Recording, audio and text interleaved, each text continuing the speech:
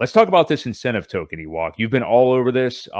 You've been just sitting back, doing nothing, and earning money all day, more than many people's job might pay them in a day. More than my job pays me in a day.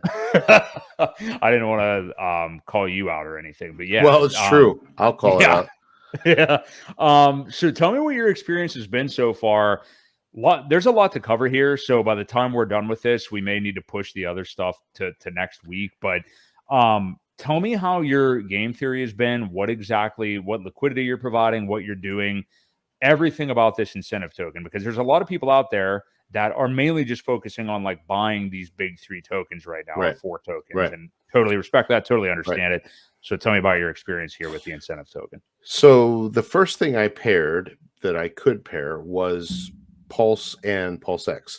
I hit it right about that 1-to-3 ratio is when I injected my liquidity, and it started paying out pretty well. Nothing crazy. I think it was maybe like 100% APR or something like that, which is good. But when I say nothing crazy, some of these other ones are like 900 to 1,000 APR if you're watching. But those ones that are very high have a very high risk of impermanent loss. So you need to, if you don't know what impermanent loss is, we're not going to cover it tonight.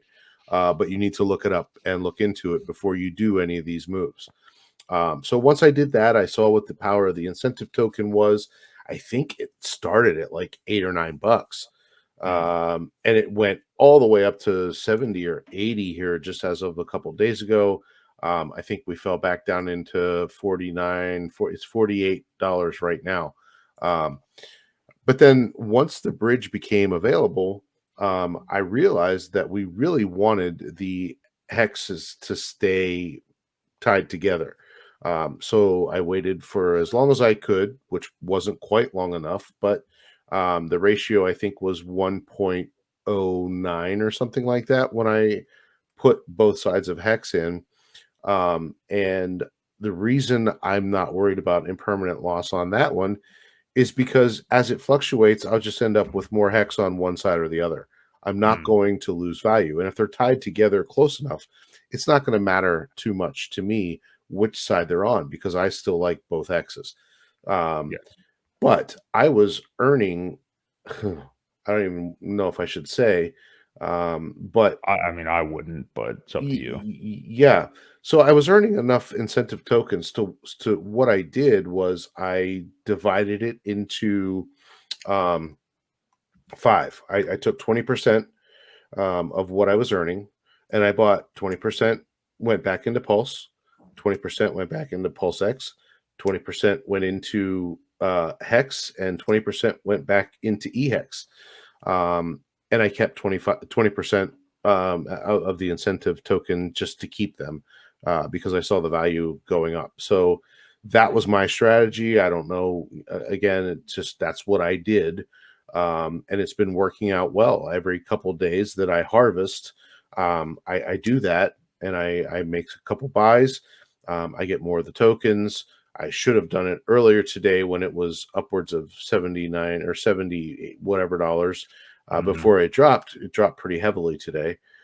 So now I'll just hold them until they get a little bit more valuable. But that incentive token has some interesting game theory to it. I don't know if you know this or not, but right now there's about 3 incentive tokens created per second, right? After a year, there's a halvening. So after a year, there will only be 1.5 created per second. And then after another year, it goes down to 0.75. So these are going to get harder to get as time goes on.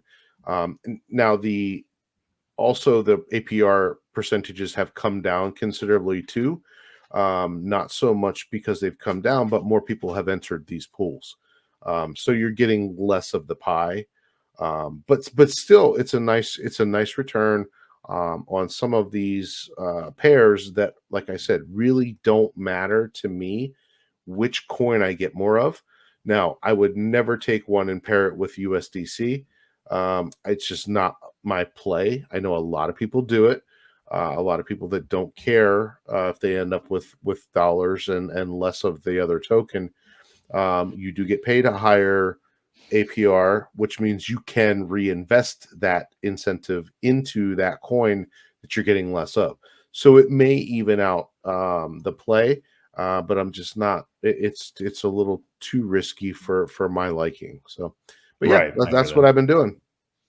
Yeah, and like you said, there is a lot of game theory and a lot of ways to go about it, and that the impermanent loss thing is definitely something that people have to educate themselves on because yeah, there's different types of liquidity providing, different types of yield farming and things like that, but you have to know what your potential loss is. Some of them are so insignificant that it totally doesn't matter, and you should definitely just try to earn this incentive token, but you just have to basically find out at the end of the day if you're likely going to be up. Like there might be a price you're going to have to pay with impermanent loss, but you're still earning something anyway, at the end of the day with a lot of these. So it's just up to you. And, if you want to, this is the nature of like the throes of prices being down.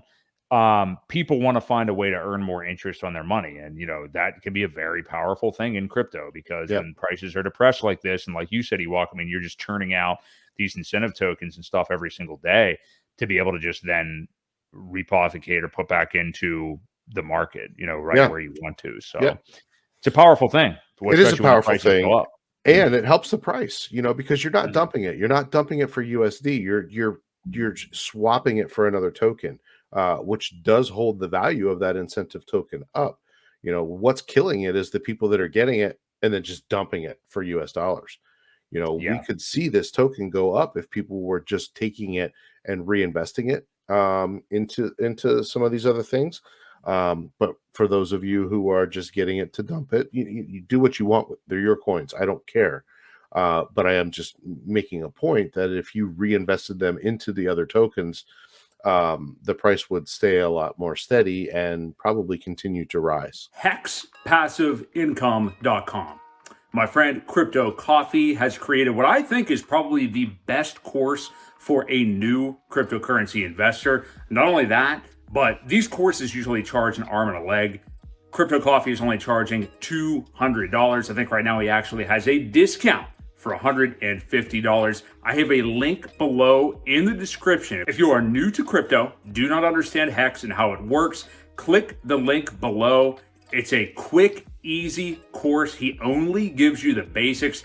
I personally, myself, have thought about creating an intro to crypto course in the past. I don't think there's any reason to do so because Matt, Crypto Coffee, has already taken care of that. And I don't think anything needs to be added by anybody else. So check it out. The link is in the description and sign up to Hex Passive Income today.